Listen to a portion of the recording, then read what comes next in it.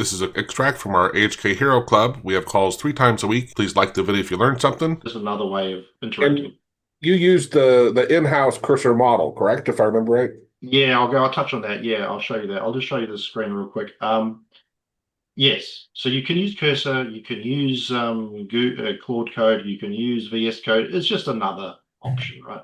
Yeah, it's just well, that was what we were Uh, talking about yesterday with Isaias. Was he I think he said when you use yeah, I'm like there's your editor and then there's your AI that you're using. Like the two are completely separate, more often than not. yeah. Um, if you're interested in checking out, it's cursor.com. Okay, so it's pretty easy to remember. I'll just open up and I'll just show you how I use it. I might use it a lot, but I would not classify myself as a power user. It's super simple. I think they have two versions now. This Yeah, is they had a the new one. Yeah, well, this is the code-free version essentially, so you don't really see much code going on, right? Oh, interesting. Just to kind of orientate you and kind of what happens. Down the side here, if you can see my screen, are projects. So, for example, actually, it's on the Handy project at the moment. So, I open I in my on my machine, I have a drive where I put all my projects, and I created a folder for Handy. And I just say basically deposit everything related to Handy in this folder. Okay, so the cursor reads and writes to that workspace. Okay, so I can just add a open a workspace. I And can does add a Cursor have workspace. Hmm? access to your whole computer, or do you tell it which folders? You lock it down to the folder, Okay, but it can do. It's up to you. okay. So uh, I can just add a workspace. Anyway, you go to workspace and then so for example, here's Handy. And then here are all the agents, if I can pull this out, here's all the agents that I've run on that code base. Okay, so think of this just as different tasks that I've asked it to do. So for those of you who are kind of across token usage and all that kind of good stuff and context window sizes, I tend just to ask it to do, you can think of it like asking it to do one thing at a time, basically. And I've got the sequence of them here so I can roll them back if I want to. So this particular one, Handy code modifications, you can see I would have asked it. I said, look, here, inject key press as well, dictating option, remove. So I've just got an ordered list of things that I want it to do, and then give me a new installer. So then it then echoes to the screen what it's doing, okay, and tells me obviously what it's done. And at the same time, it's writing the code updates to that local, in this case, the local folder. They can also write to the cloud. So I have some agents which are writing, I use Railway, so it writes code to Railway, for example. So it can integrate with Git, it can integrate with like a hosting, it can work with cloud, it can work with local stuff. And then as Joe mentioned down the bottom, actually, I'll show you here. I can choose which I can add models, or I can choose which model I want it to run with. Okay, Joe, you gonna say that? And well, and your token usage is it a block monthly, like you get an allotment, or are you paying per token? Uh, yeah, good question. I think they are, it's tied back to you just plug the API in for these services. Right, but my It's just taking it from the Anthropic okay, okay. token list or whatever. So it's just your local plan, right? It also has its own, I actually use this for coding. This is its own. It has a so this cursor has its own LLM called Composer, and I generally use this for all the code I get written. So if I was doing this Handy update, I use this one because it's the most token efficient I find. But if I had something that was more complicated, I might use Opus or Sonnet or whatever. Normally Sonnet, I don't use Opus. Opus obviously just released, so I'd use Sonnet. And the other thing, probably the two biggest things I like about this are, well, first of all, it segments all the projects. I've got projects here. I'll show you a couple other features in a second.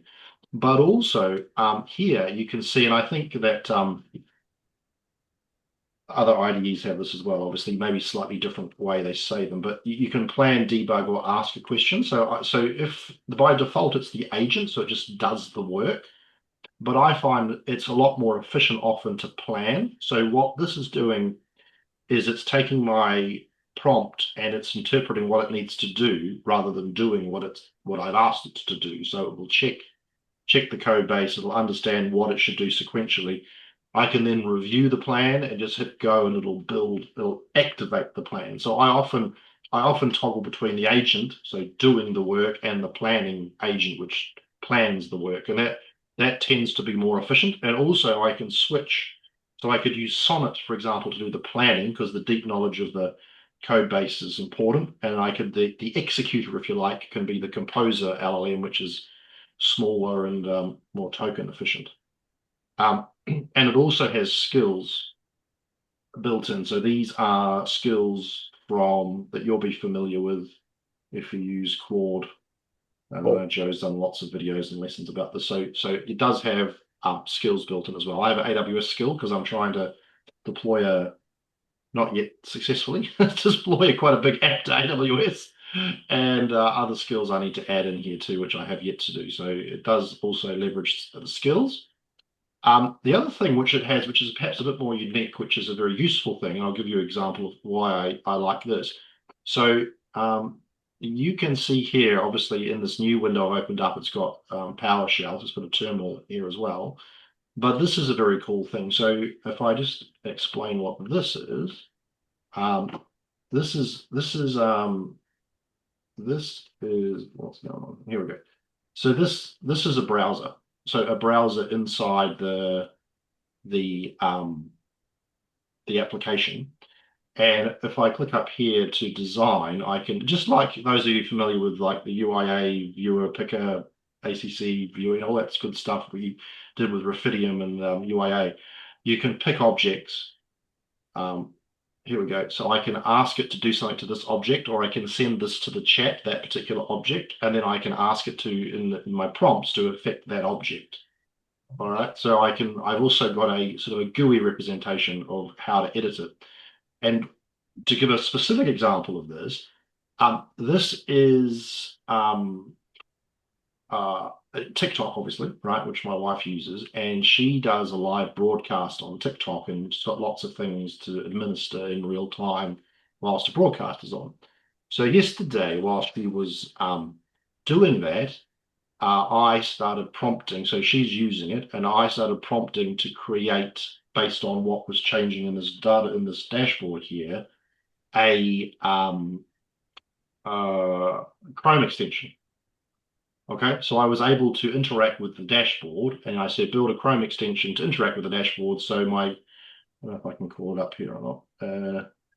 So the Chrome extension, here we go. So the Chrome extension which I built, it's not live, so it won't work fully. But up here, I built this in here.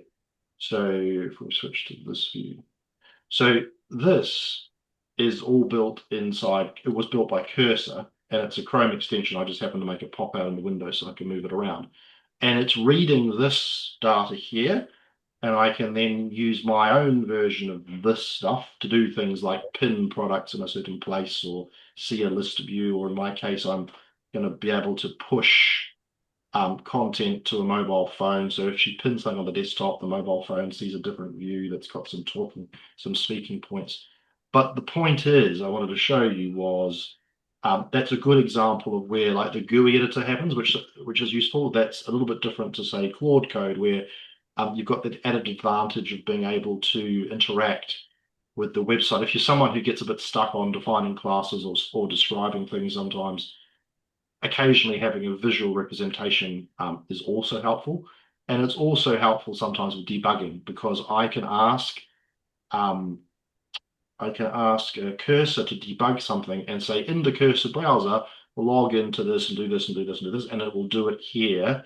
And because it's seeing the results and is already connected to the dev tools, it already knows it knows implicitly what the exceptions were or the errors were, so it can then act on them.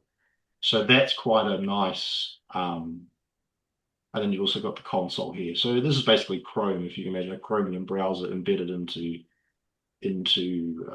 Cursor, but it means that it's a more seamless experience when it comes to editing stuff if you need to, or debug stuff. So I'll often say, now you've written this code, go and debug it and debug it in your browser. So I don't need to, it's one less thing I need to do.